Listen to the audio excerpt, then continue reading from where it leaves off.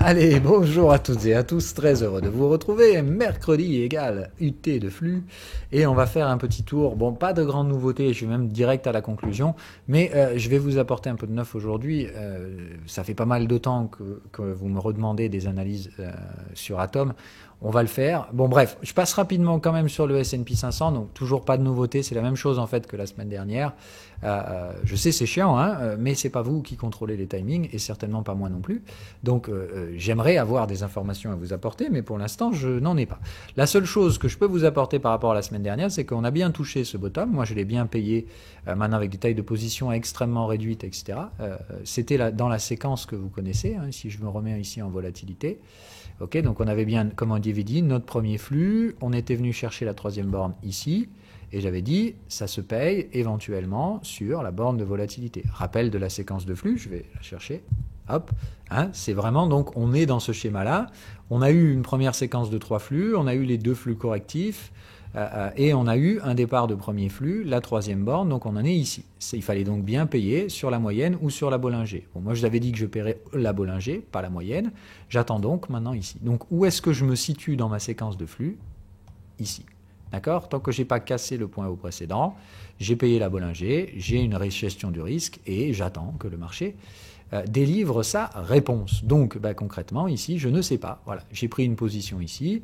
Je vous ai dit que je prenais des petites tailles de position pour pouvoir justement mettre un stop loss plus large et pouvoir tolérer éventuellement le fait que le marché fasse un peu de bruit avec les alertes de volatilité. Et c'est tout. Voilà, le statut dans lequel je suis. Donc, des petites tailles de position avec des stops relativement larges pour pouvoir tolérer de la volatilité de court terme.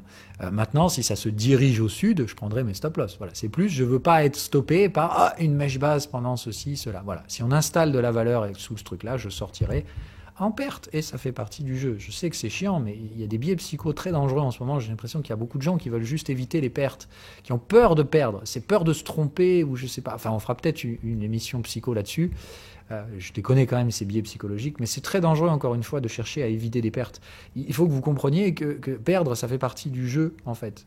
Celui qui a peur de perdre, c'est souvent des biais liés à l'ego, l'échec et comment vous vivez l'échec. En trading, il faut vraiment que vous restiez sur, ce sont des séries statistiques. Ça ne fait du sens qu'à travers plusieurs trades. Vous ne devez pas personnaliser un trade ou lui accorder plus d'importance qu'un autre, et encore moins dans les flux.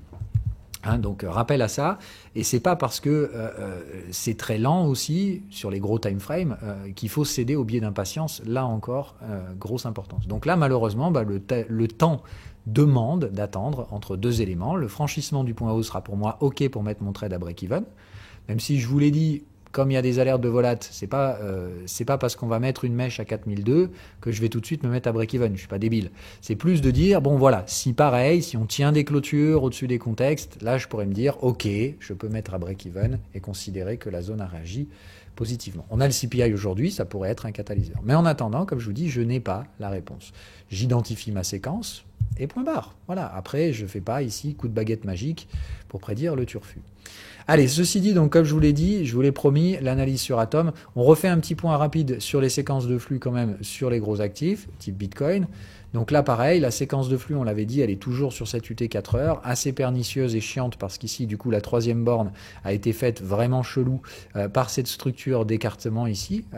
Donc en gros, la seule chose que vous voyez là, c'est que dans cette séquence de flux, on a bien eu le décalage des prix au-dessus de la moyenne plate ou ascendante. La troisième borne, à cause de cette structure en élargissement, ça réagit bien sur la moyenne. Il y a bien eu cassure du plus haut et installation des contextes. D'accord? Donc ici, cassure du plus haut. Et là, installation des contextes au-dessus de la moyenne. On est bien donc premier flux, deuxième flux. Ok, à partir de là, on en est où? Bon, il n'y a pas de troisième borne, donc qu'est-ce qu'on fait? On attend. Donc là, il va se passer deux choses. On est sur les contextes. Donc soit le contexte va être renversé, vous aurez une troisième borne. Ok, soit le contexte est renversé, on va faire un nouveau plus haut, c'est-à-dire squeeze de la troisième borne, égal, ça marche pas non plus. Soit on repart tout de suite chercher les contextes au-dessus. Et ça réagit sans rebondir, sans retourner le contexte. Et donc, vous comprenez bien que dans tous les cas, pour que ça déclenche une prise de profit, il faut aller plus bas. Mais dans tous les cas, ça remontera. Ok, soit ça part direct et on relance le flux. Autrement dit, le problème auquel je vois beaucoup de gens confrontés en ce moment, c'est des gens qui disent, bon mais du coup c'est haussier ou c'est baissier? Ben, en fait j'en sais rien, il n'y a pas de trade à réaliser ici. Ok, il s'agit vraiment d'être rationnel et de comprendre que c'est pas sur cette zone-là qu'il faut décider. C'est sur cette zone-là que le broker va décider de ce qu'il a envie de faire. Et lui, vous n'en savez rien. Est-ce que vous savez ce qu'il a en supply, ce qu'il a comme demande, etc. Non, vous savez pas. C'est lui qui va juger de ce qu'il va faire de la volatilité. Soit il a plus d'acheteurs que de vendeurs, il va décaler les prix. Soit au contraire, il a plus de vendeurs que d'acheteurs, il va faire baisser les prix. Vous n'en savez rien. D'accord? Ces données de supply, vous avez des gens sur Internet qui vont faire des analyses extrêmement complexes pour dire il y a ceci, il y a cela, nanana. Moi, ça me paraît très compliqué. La seule chose que je note, c'est qu'effectivement, il y a des funding rates négatifs. Ça veut dire que le broker cherche des vendeurs. Bon, en général, pour moi, c'est plutôt signe que, justement, il aimerait bien trouver des vendeurs parce qu'il n'en a pas assez. Donc, on va voir un peu ce truc-là. Maintenant, voilà, j'ai envie de dire, on a des vendeurs spéculatifs et qui sont prêts à payer les acheteurs. Voilà, donc on va voir un peu ce truc-là. Moi, pour ma part, je ne sais pas trop ce qu'il en est. Ça va être de dire, ok, j'ai beaucoup de vendeurs spéculatifs avec des produits en marge dans des flux acheteurs. Moi, par définition, je préfère toujours faire l'inverse, je vous l'ai dit. Ne sachant pas comment se structurent les flux, il y a au moins une chose dont je suis sûr, je préfère toujours être dans le sens de la gestion à faible risque. Donc, je préfère trader des stratégies plutôt haussières que baissières. Maintenant, bon, il y a ceux qui ont leurs arguments, la crypto c'est de la merde, etc. Je sais pas quoi. Moi, je préfère juste dire, on a réagi sur des zones de bottom de moyen terme, on a des structures de flux existantes et visibles en 4 heures. Tant que je n'ai pas une troisième borne, je suis haussier et je n'en ai rien à foutre du reste. Voilà mon état d'esprit. Le marché me donnera la réponse, mais il faut d'abord qu'il me renverse ce contexte, puis qu'il constitue un sommet descendant avant que je stipule de quoi que ce soit de baissier. Voilà. Mittant ça de côté et refaisons une analyse de but en blanc sur notre ami Atom. Donc la première des conneries à pas faire, c'est d'aller tout de suite se dire ouais, Bitcoin est en 4 heures, donc Atom est en 4 heures. Non, en soi, vous n'en savez rien. Il y a quand même une forte chance que ce soit le cas, mais restons rationnels, d'accord? On fait toujours son analyse à faible risque avant, d'accord? Pour identifier une séquence de flux, vous devez commencer par le test d'une zone à faible risque qui se trouve 3 time frames au-dessus.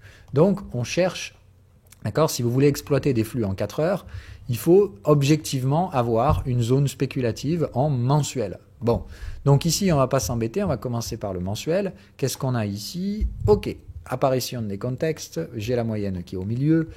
J'ai très peu d'historique, ça monte, ça baisse. Bon, quel est le contexte mensuel?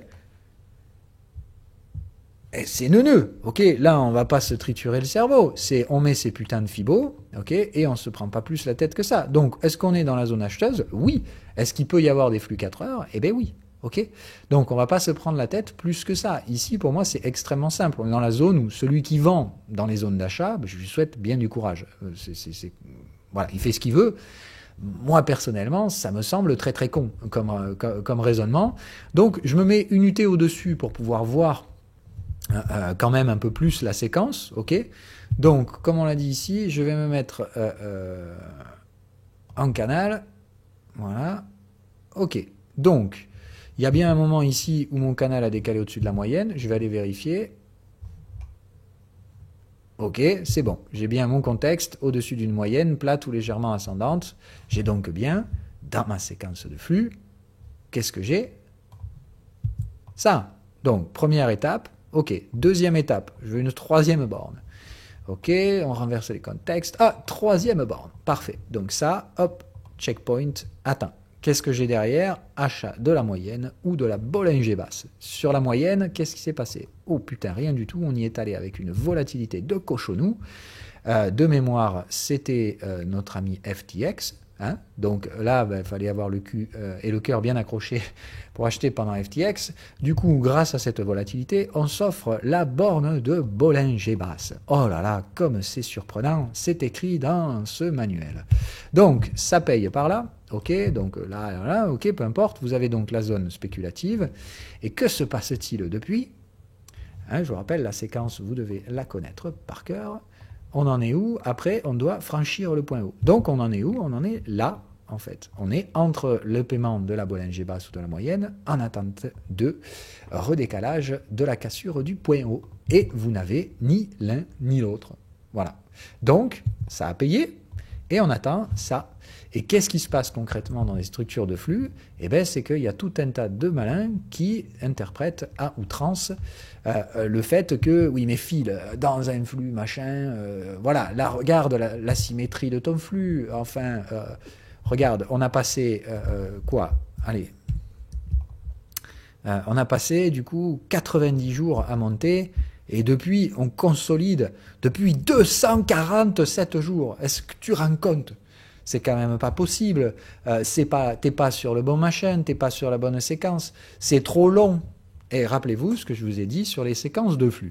À chaque fois que vous y introduisez des notions temporelles ou des notions de volatilité, genre ça traîne trop ou ça va trop vite, d'accord? Ça bouge trop vite ou ça bouge pas assez vite, et ben vous êtes d'ores et déjà en train de vous faire enfiler par le market maker qui arrive donc à rentrer dans votre petit cerveau. On fait pas ça, d'accord? Donc concrètement ici, on reste net, simple et efficace, d'accord? C'est une séquence de flux, je dois pas commencer à faire travailler ma matière grise pour essayer de produire des analyses complexes, je dois juste poser mon petit cerveau, essayer de pas rentrer dans le jeu du market maker et donc de la psychologie qu'il essaie d'induire, mais juste de dire, je connais ma séquence, je l'ai identifiée, je sais ce que je fais, et c'est un trade parmi tant d'autres. Il ne faut pas se dire, Atom, c'est mon chouchou, etc. Ok? Moi, il fait partie des actifs sur lesquels je trade les flux, d'accord? En plus des gestions à faible risque, et je suis capable de pas mélanger les deux. C'est de dire, oui, j'ai des trades en marge sur Atom, mais il s'agit bien de comprendre que eux, ils sont associés à une invalidation. Elle est où dans ce cas-là, l'invalidation? Bon, ben pour moi, c'est relativement simple. Oui, pardon. Alors, oui, j'ai tradé Atom en marge par là, et en fait, j'ai toujours ces trades. D'accord? Il faut que vous compreniez que pour ma part, ici, moi, ces trades, ils ont des stops qui sont à peu près vers le point bas là, et si on y va, bah oui, je vais devoir subir une perte spéculative. Est-ce que ça va me faire sortir de mes gestions à faible risque en hebdo et en mensuel? En fait, pas du tout. Mais vraiment pas du tout. Donc il s'agit juste de dire, j'ai bien deux trades séparés. J'ai des investissements sur Atom et des gestions du risque spéculative en trade de flux. Moi, ce parti flux, celle sur laquelle vous me posez la question aujourd'hui, ben oui, en soi, depuis des entrées vers le mois de novembre, ça fait 180 jours, et c'est long, et oui, c'est long. Et moi aussi, ça me casse les couilles, hein, je ne vais pas vous mentir. Je pensais ici qu'on avait tout ce qu'il fallait pour y aller, et ben non, on se mange encore un repli, et c'est chiant, et ça m'emmerde, et ceci, et cela, et le marché qui baisse alors que tu es à l'achat.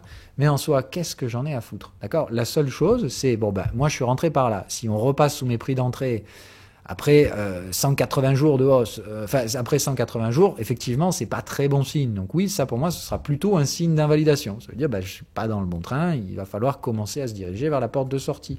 Mais ça veut pas dire, oh putain, vite, stop loss, terminé. D'accord? Encore une fois, ma perte spéculative, elle est calculée pour des niveaux plus bas que ça. C'est plus que si on va trader par là, je vais me poser sincèrement la question de, est-ce que mon capital n'est pas mieux alloué ailleurs? Et donc de commencer peut-être à prendre une partie des pertes. Ok, mais c'est pas ici que se trouve le stop loss, puisque si vous vous rappelez de la séquence, d'accord, le stop loss est mis à break-even à partir de la cassure du point haut, et pas avant. Donc, pour l'instant, mon stop loss, il se situe au plus loin sous le point bas majeur, ou n'importe où au milieu de ce truc-là, en fonction de la gestion du risque. C'est-à-dire, quand je suis entré sur ce truc-là, j'avais prévu un stop loss. Alors bon, là, de mémoire, moi, je ne sais pas trop où il est, mais je crois qu'il est vers 7. Enfin voilà. Bon, en tout cas, c'est par là où j'ai un stop en perte maximale et point bas. OK? Et à partir de là, c'est de dire, si j'ai dans le sens inverse, pour une raison X ou Y, je m'en fous encore une fois de savoir pourquoi ça monte ou pourquoi ça baisse.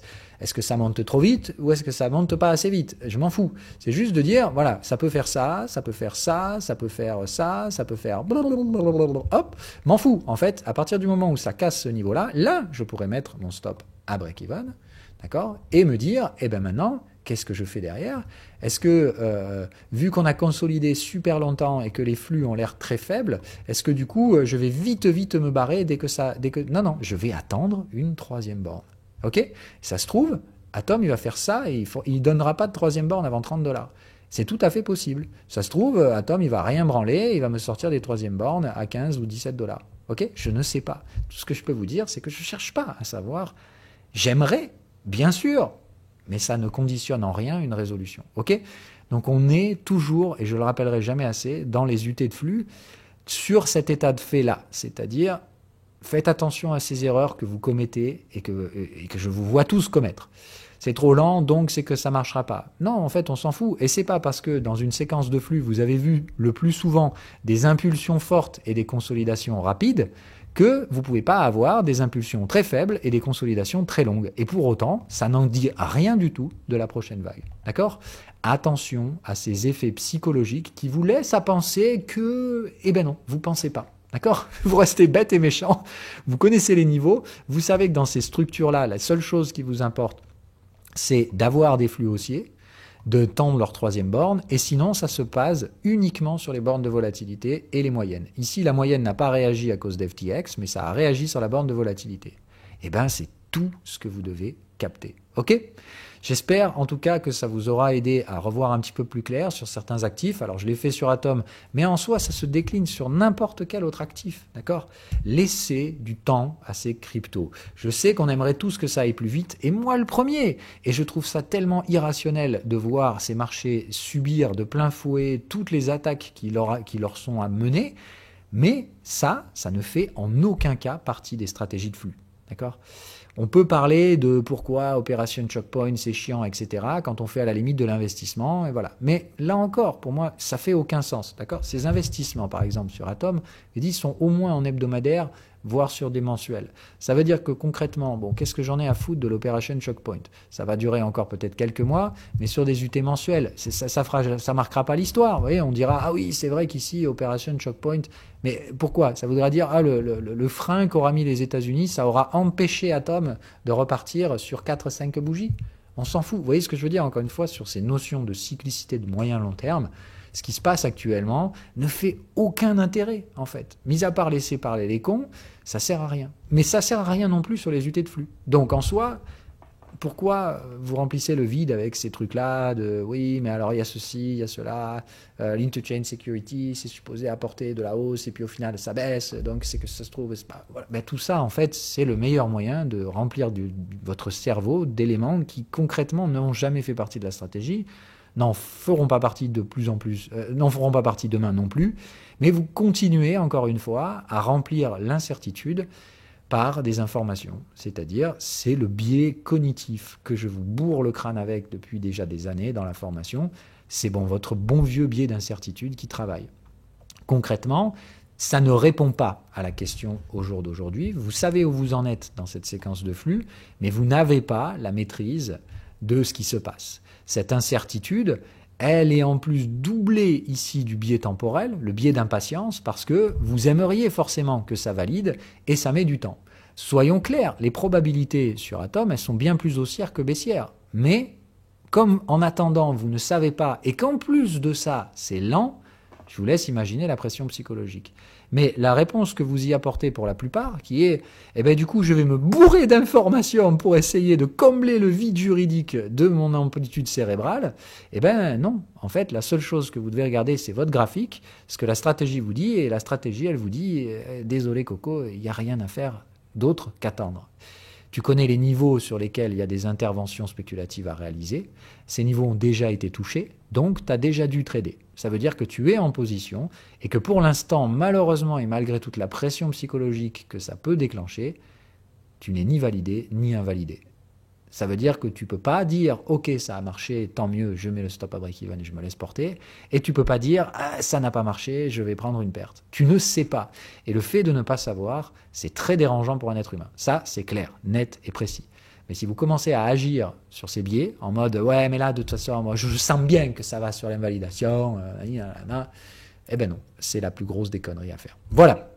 Donc, petit rappel encore sur la psychologie. Je sais que les flux sont extrêmement impactants en termes de psychologie. C'est d'ailleurs la raison pour laquelle, pour ma part, je pense que vous devez avant toute chose apprendre les gestions à faible risque avant d'essayer de faire des flux, parce que Dieu sait que les flux sont connus pour être un très bel outil de manipulation psychologique pour les traders non expérimentés. Voilà pourquoi je trouve toujours que vous voulez avancer beaucoup plus vite que vous ne le devriez.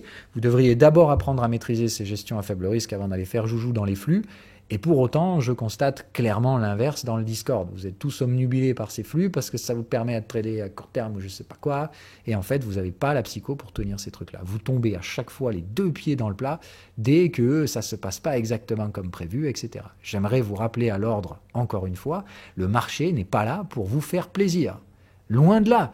Pire, je vais même vous dire d'expérience, le marché est là pour vous faire douter, pour vous faire mal, pour vous faire chier.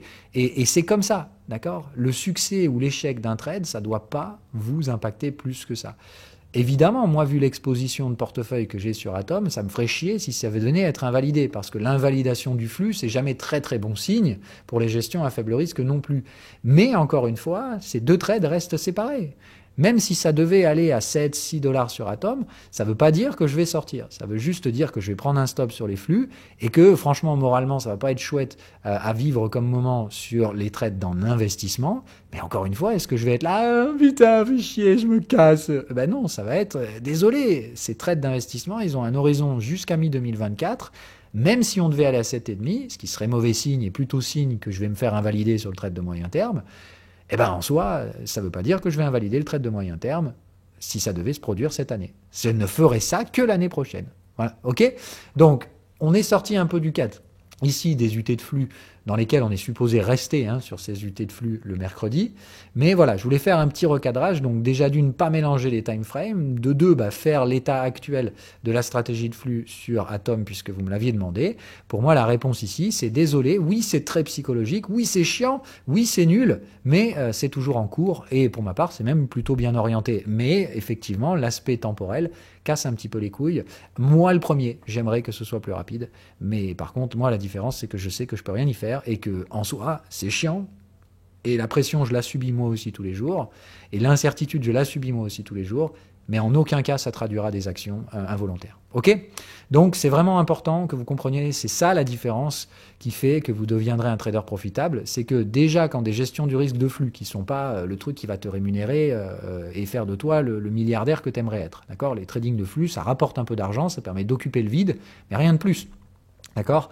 Donc on n'est pas déjà sur des stratégies qui sont supposées vous rendre riche. Donc toujours attention aux effets de levier, aux stop loss, etc. Attention au fait que trader les flux, ça nécessite des gestions de votre psychologie encore plus précises que la gestion à faible risque, parce que le niveau relatif d'incertitude dû à la variabilité de ces séquences est extrêmement élevé. Et là, en plus, vous êtes dans des cas de figure où, justement, on est sur de la très grande variabilité. On tient par l'exemple le fait que, entre la hausse et la consolidation, on a passé près de 2 fois et demi le temps de la consolidation. Donc, concrètement, ça baisse plus. Et en plus, ça ne baisse pas. Ça reste plus longtemps neutre que ce qu'on a octroyé de temps pour la hausse. Et ça, dans votre cerveau, il prend ça comme « Ah ben non, mais du coup, c'est que ça veut pas monter. » Non, d'accord? On n'en sait rien. Et vous ne devez pas essayer de faire ce genre de raccourci. Ok? Tout ça, c'est dans votre tête et vous devez en être conscient. Allez, je tourne en boucle. Donc, je vous souhaite à toutes et à tous une agréable journée. À la semaine prochaine. Ciao, ciao!